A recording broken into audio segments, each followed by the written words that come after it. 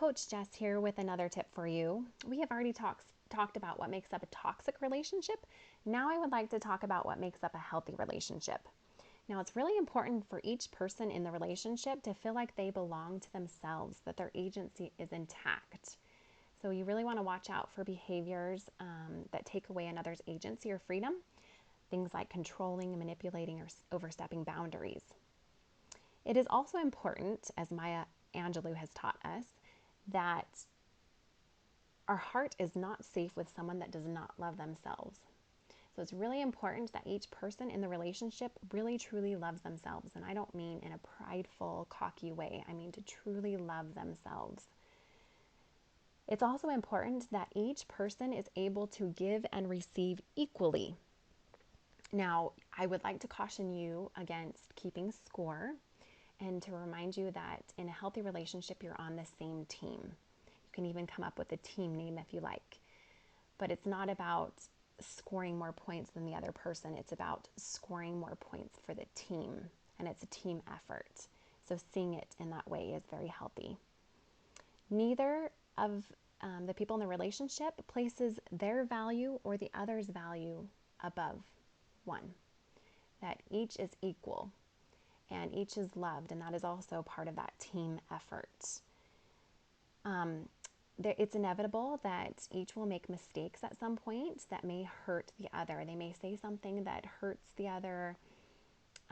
Our brains don't work the same way, and so it is inevitable that this will happen at some point. So it is important that when this happens, that they feel remorse and that they sincerely apologize. And we'll talk about sincere apologies later. And they work to avoid future pain because they love that person so much that they would not want to hurt them. And it's also important for the other that did not make the mistake not to shame and belittle because of the mistake or the imperfection.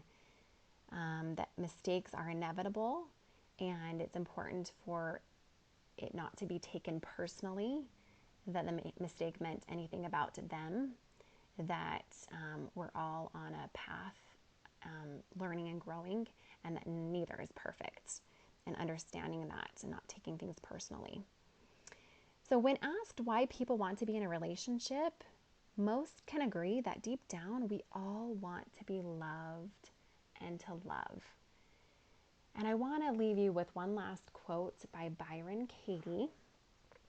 It says, "How do you react when you think you need people's love? Do you become a slave for their approval? Do you like an inauthentic life because you can't bear the thought that they might disapprove of you?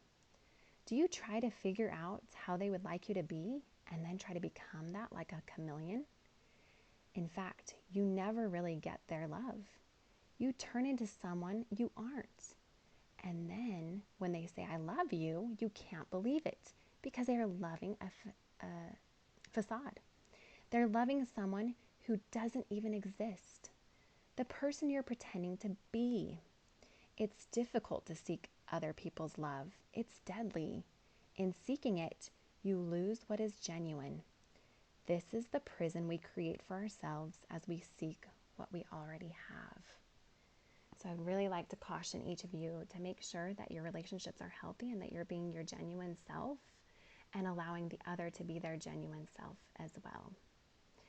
And you can reach out to me at any point at coachjessica@gmail.com, and that's Jessica with an A, not an I. And until next time, take care.